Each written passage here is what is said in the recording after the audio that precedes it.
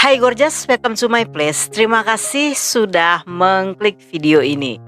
Masih dari seputaran dunia percintaan yang bakal bikin kalian emosi jiwa dan berakhir dengan komen yang membara. Tapi sebelum komen, tonton dulu videonya sampai habis. Nggak pakai lama? Watch. Berfin Ozek merupakan putri dari pasangan Yasar dan Zeynep. Dia merupakan anak bungsu dari 3 bersaudara. Hubungannya dengan kedua abangnya sangat dekat. Mereka menyayangi Berfin yang satu-satunya putri dalam keluarga itu. Saat remaja, Berfin berpacaran dengan Kasim Ozan Celtic yang berusia 3 tahun lebih tua. Mereka melalui masa remaja bersama-sama selama 5 tahun sebelum akhirnya Kasim masuk ke militer. Sejak saat itu, mereka yang biasa menghabiskan waktu bersama sekarang harus terpisah oleh jarak dan tugas. Dengan adanya batas di antara mereka, perlahan hubungan keduanya mulai memburuk. Mereka sering bertengkar karena Kasim yang cemburuan selalu curiga jika kekasihnya berselingkuh dengan pria lain. Selama 2 tahun, hubungan mereka dipenuhi dengan bumbu-bumbu kemarahan yang semakin merusak ikatan cinta di antara keduanya. Berfin bahkan seringkali mendapatkan kekerasan dan ancaman dari Kasim. Berfin yang tidak tahan dengan sikap Kasim pada awal Januari 2019 mengakhiri hubungannya dengan pria itu. Dia merasa bosan karena selalu dicurigai atas perbuatan yang sama sekali tidak pernah dilakukannya. Namun Kasim yang sangat bucin dan terobsesi dengan kekasihnya tidak sudi diputuskan begitu saja. Hingga di tanggal 15 Januari 2019, saat Berfin dalam perjalanan pulang sekolah, tiba-tiba Kasim muncul dan menyiram wajahnya dengan cairan sambil berkata, jika dia tidak bisa memiliki Berfin, maka tidak seorang pun yang akan bisa memilikinya. Berfin yang kaget diserang secara mendadak, refleks menyentuh wajahnya yang terasa panas. Sambil menangis, dia berteriak-teriak di jalanan untuk meminta bantuan pada siapapun. Berfin dilarikan ke rumah sakit Iskanderun dan mendapat pertolongan pertama. Kemudian dia dipindahkan ke rumah sakit Kota Adana untuk mendapatkan perawatan di unit luka bakar. Beberapa bulan setelahnya, dia dipulangkan dengan keadaan bekas luka yang parah di wajahnya. Luka bakar tersebut berakibat fatal yang membuat kebutaan penuh pada mata kanan. Sedangkan mata kiri dengan kelopak mata yang telah rusak hanya mampu melihat sebanyak 30%. Lubang hidungnya tertutup dan mulutnya tidak berfungsi sehingga Berfin sulit untuk makan dan bicara. Karena hal ini, Berfin pun harus menjalani rekonstruksi wajah. Berfin yang berasal dari keluarga biasa tidak memiliki uang untuk melakukan operasi. Sehingga orang tuanya menjual rumah mereka satu-satunya yang masih saja tidak cukup untuk membayar seluruh biaya operasi. Kasus ini telah menarik banyak perhatian masyarakat hingga sebuah kelompok aktivis wanita membantu Berfin untuk mencari biaya. Seorang pengacara bahkan membantu dengan memperjuangkan kasus ini ke Kementerian Kesehatan Turki agar membantu biaya pengobatan. Usaha mereka berhasil dan Berfin menjalani perawatan di rumah sakit swasta di Bodrum dan menjalani 3 operasi dalam waktu 4 bulan. Dalam operasi ini, Berfin menjalani rekonstruksi wajah tanpa transplantasi kulit. Para dokter melakukan operasi perbaikan jaringan kulit yang rusak agar tumbuh jaringan baru. Dokter bedahnya yang bernama Dr. Mehmet Mutaf merawat Berfin seperti putrinya sendiri. Dia memberikan banyak support agar gadis itu tidak takut menjalani operasi yang dilakukan berulang kali. Sang dokter bahkan melarang media meliput ke rumah sakit agar psikologis Berfin tidak terganggu. Selain dokter Mehmet, Yasar ayah Berfin selalu mendampingi dan mengurus putrinya. Dia tidak pernah berada jauh dari Bervin walaupun hanya sesaat. Selama dirawat, Bervin dikenal sebagai gadis yang sabar, tenang, dan penuh harapan dalam menghadapi proses pengobatan yang menyakitkan dan tentunya melelahkan. Dalam masa-masa itu, banyak pihak yang mendesak Bervin untuk melaporkan Qasim pada polisi. Qasim yang kemudian ditangkap selama berada di tahanan, secara rutin mengirim surat pada Bervin, memohon pengampunan dan minta dibebaskan. Bervin yang luluh oleh surat-surat Qasim menarik pengaduannya karena tidak tega melihatnya terkurung di penjara yang dingin. Dan pada 9 April 2019, Bervin mencabut pengaduannya dengan mengajukan petisi ke pengadilan. Beberapa hari kemudian, Bervin memposting di sosmed tentang percakapannya dengan pengacara yang berisi pengakuan Bervin bahwa dia dan Qasim saling berkirim surat dan masih saling mencintai. Hal ini membuat Bervin dikecam oleh netizen dan aktivis yang selama ini telah mendukungnya.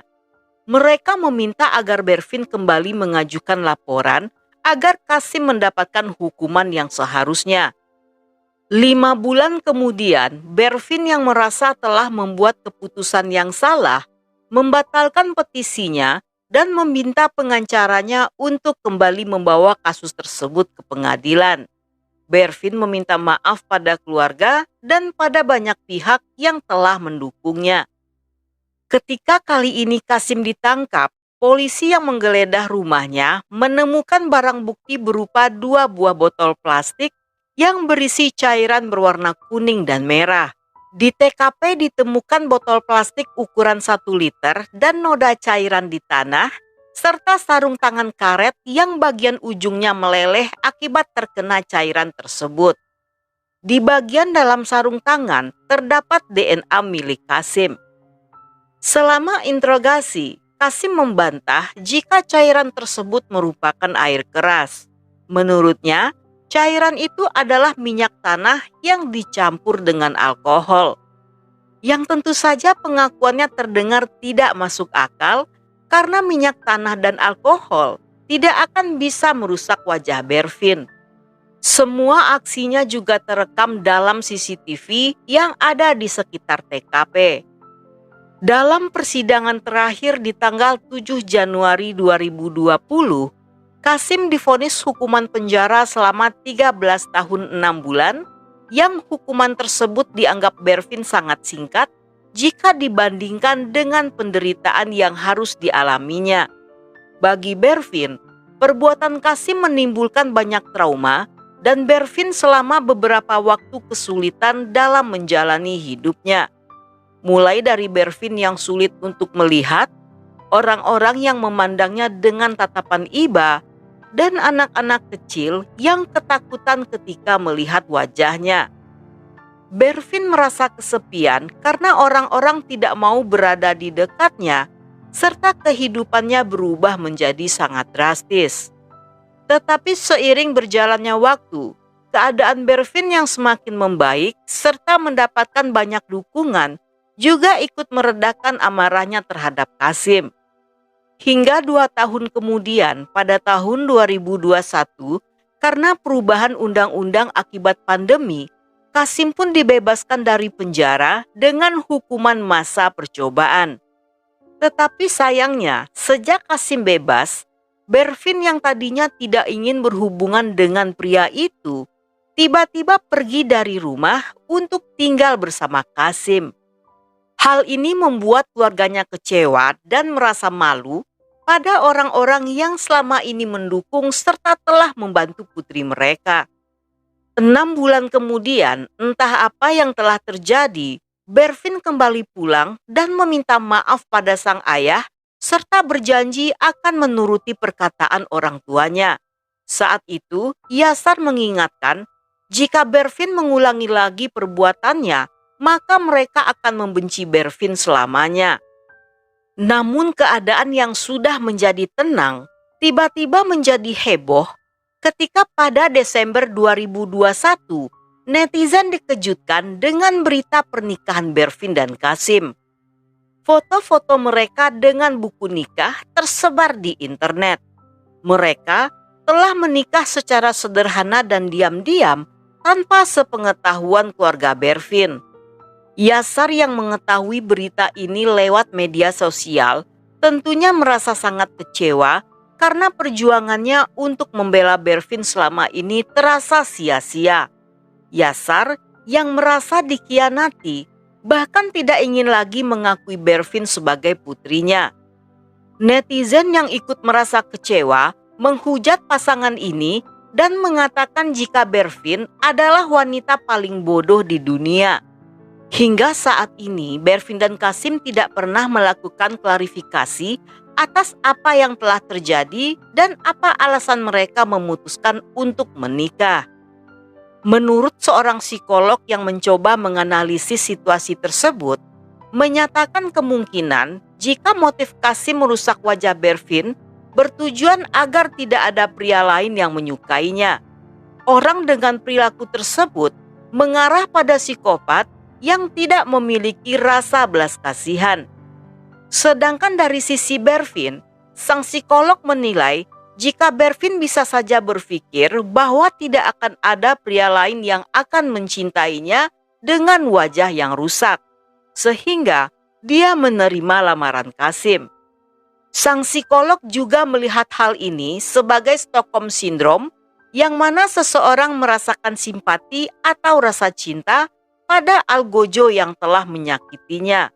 Menurutnya, walaupun Bervin telah menikah, namun tidak menutup kemungkinan bagi Qasim untuk kembali melakukan kekerasan seperti yang dulu pernah terjadi.